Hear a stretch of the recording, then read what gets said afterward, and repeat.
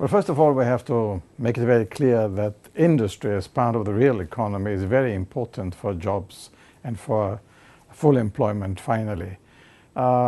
Many studies have shown that if we go too much into the direction of, for example, financial market, financial services, that this is detracting excellent workers and employees and capital from the real economy and is hampering and reducing growth. Secondly, also the unfair distribution and more unequal distribution between income and wealth is also reducing demand which would go to the real economy, including industry. And therefore, a more fair, a more just society, and secondly, of course, a redimensioned financial sector, reduced in its growth and in its extension, would also help the real economy, the industry, to grow. And thirdly, of course, also Europe has to do much more for enhancing industrial development, because we see that all the countries where there is a strong industrial development have a much better growth than the countries who reduced their industry too much in the last years.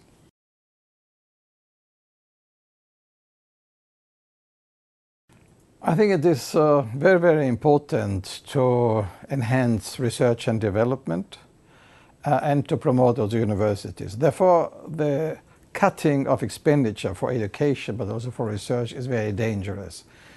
We have to keep up these expenditures, and we have to have more stronger European cooperation, to have European synergy out of the different educational and research institutes working together, cooperating, and to attract new people into that field and sector. And of course, it's very important to keep the well-trained and educated people in our countries. Very often today, because again of the austerity policy, they are more or less forced to emigrate to other countries. Especially if they don't come back with new knowledges and with new experience, it would be very bad for Europe. We would lose a lot of really good, excellent people to other countries. And that, of course, is reducing our competitive position.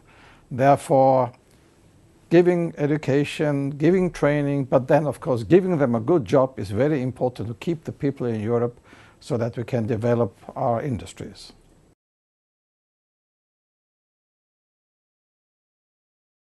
For me and for the Social Democrats, there is no contradiction between a good industrial development on the one hand and keeping the social model. In the contrary, if we have a good social development in our countries, if we have a more just and fair society, if we keep our good people in employment, then all this is contributing towards a good, effective and efficient industrial development. Therefore,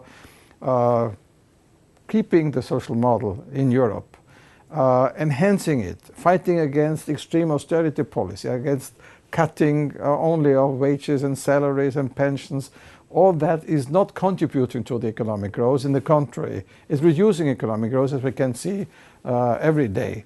And therefore our policy is clear. We want even more. We want a social pact which is embedding the social model of Europe into our whole society. And Europe and the European Union and the European Commission also must support that, not only in words but in action.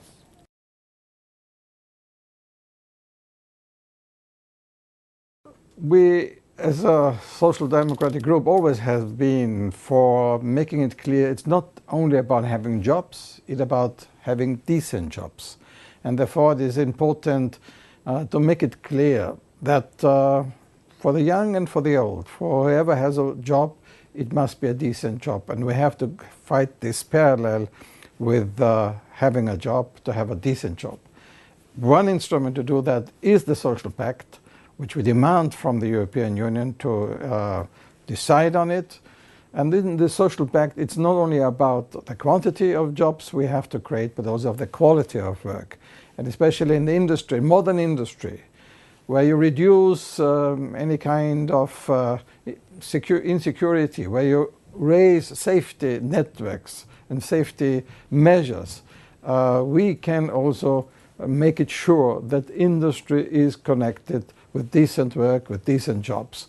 And the social pact which we propose for Europe would include this issue very much in order to help also the trade unions to come forward with their ideas, with their proposals, and to implement not only a full employment policy, but a full employment policy which is concentrating on decent jobs.